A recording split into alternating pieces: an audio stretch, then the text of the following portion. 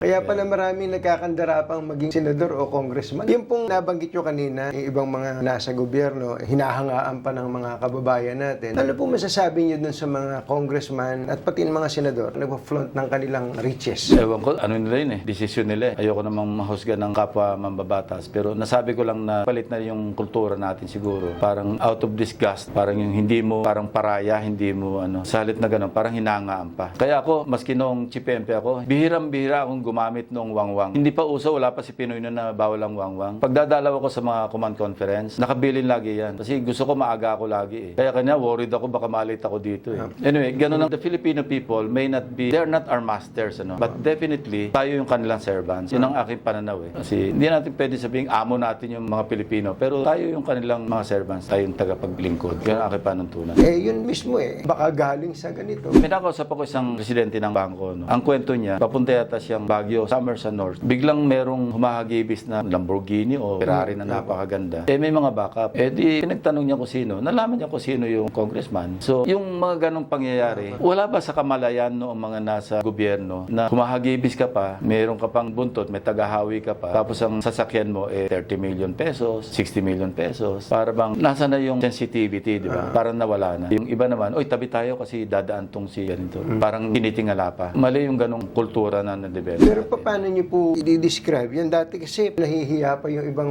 politiko na gawin yun Pero ngayon hindi, parang sinusungal-ngal sa mukha natin ito ako. Yeah, tago-tago na lang siguro. Ewan ko, kanya-kanya tayong pananaw, kanya-kanya tayong sensitivity. Sabi ko, parang baseline principle, kanya-kanyang level din ng sensitivity